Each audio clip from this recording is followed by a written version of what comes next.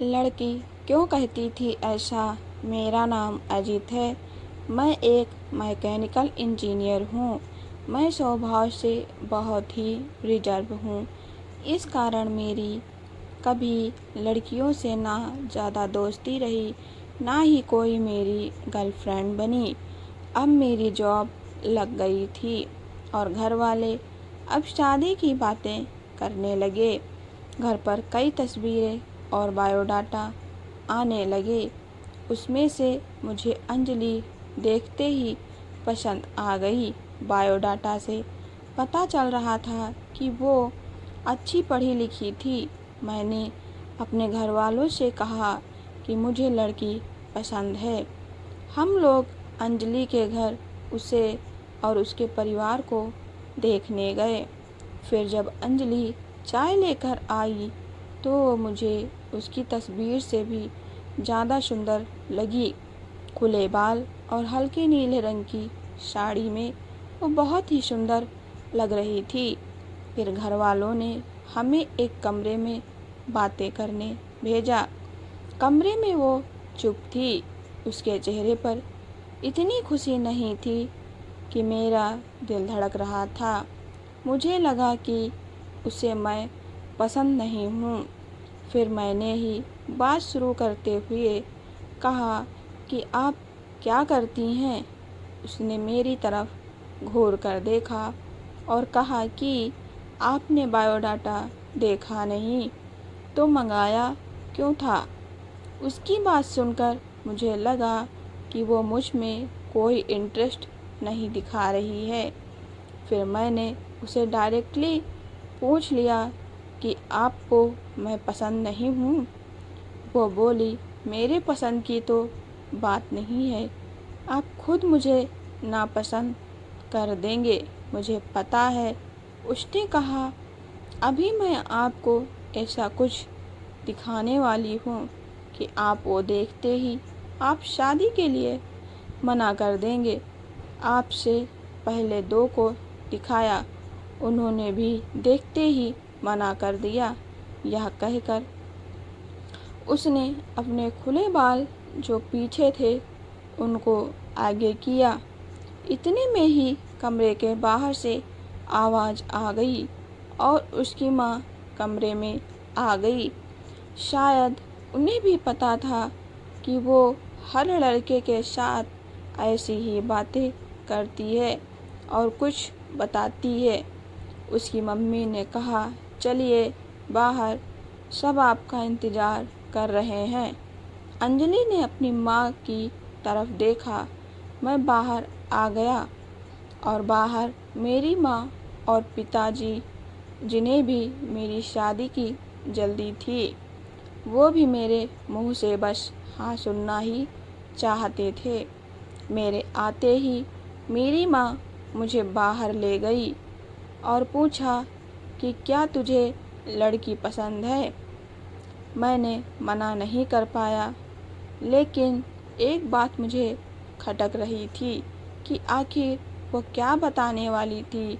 उसकी मम्मी जिस तरह से जल्दी से कमरे में आई, मुझे बाहर ले गई, लगा ऐसा जैसे वो हमारी बातें ही सुन रही थी। मैंने शादी के लिए हाँ कर दी। मेरे घर वालों ने उन्हें हाँ में जवाब दे दिया, लेकिन अब मैं एक दुविधा में था कि मैं क्या करूं। मैंने उससे बात करना चाहा। मैंने उससे नंबर नहीं मांगा था। मैंने अपनी मम्मी को कहा कि आप बात करें और उसका नंबर ले लें।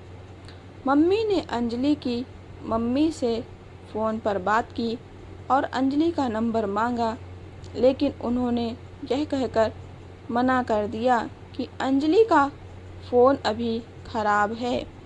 मम्मी ये भी कह रही थी कि वो लोग शादी के लिए जल्दी कर रहे हैं। इन सब बातों से मेरे मन में कुछ अजीब सवाल आने लगे।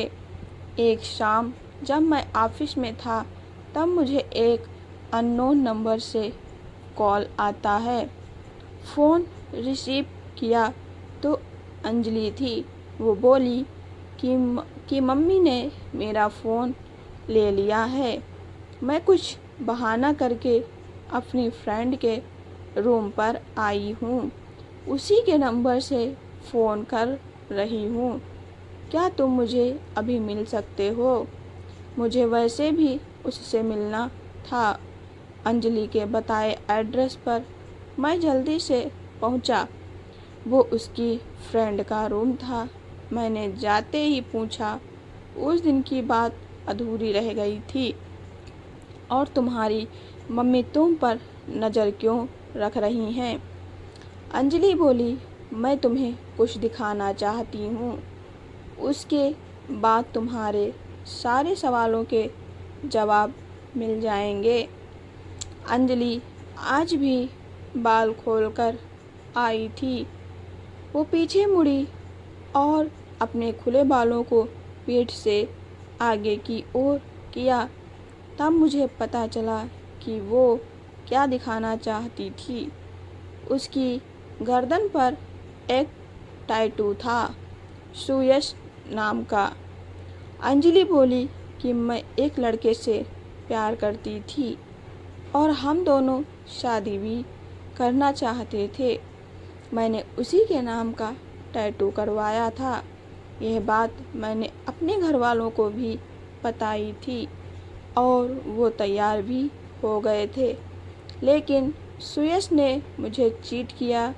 वो मेरे अलावा भी किसी और को डेट कर रहा था और वो लड़की पैसे वाली थी, इसीलिए उसने मुझे छोड़ दिया। तब से मुझे शादी और लड़कों से एक नफ़रत सी हो गई थी। उस लड़के को मैंने बहुत प्यार किया था, लेकिन उसने मुझे धोखा दिया। तुमने पहले भी 2 लड़कों को मैंने टैटू दिखाया और उन्होंने सच जानकर शादी के लिए मना कर दिया। मम्मी इसीलिए मुझ पर नज़र रख रही हैं कि मैं तुम्हें भी कहीं सच ना बता दूं।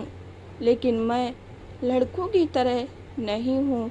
मैं नई ज़िंदगी की शुरुआत सच के साथ करना चाहती हूँ। मैं सुनकर सोच में पड़ गया कि जिसको प्यार मिलता है उसे प्यार की कद्र नहीं होती। आखिर इतनी प्यार करने वाली लड़की को कैसे कोई धोखा दे सकता है? मैंने कहा कि मुझे तुम्हारे पास्ट से कोई मतलब नहीं है, लेकिन मैं चाहता हूँ कि मुझे भी तुम उतना ही प्यार करो जितना उस लड़के को करती थी। अंजलि को यह उम्मीद नहीं थी। उसे लगा था मैं भी उससे शादी के लिए मना कर दूंगा। मेरी बात सुनकर उसने इतने दिनों के दबाए आंसू बहने लगे। मेरी शादी अंजलि से हो गई और मैं अपने आप को बहुत खुशकिस्मत मानता हूँ कि मुझे अंजलि जैसी सच्ची और प्यार करने वाली लाइफ पार्टनर मिली है। तो यह कहानी कैसे लगी कमेंट कर हमें ज़रूर बताएं। इसी तरह की अच्छी कहानियाँ आप यहाँ पढ़ सकते हैं। अगर हमारी वीडियो अच्छी लगी हो तो चैनल को सब्सक्राइब कीजिए, लाइक कीजिए, शेयर कीजिए, कमेंट अवश्य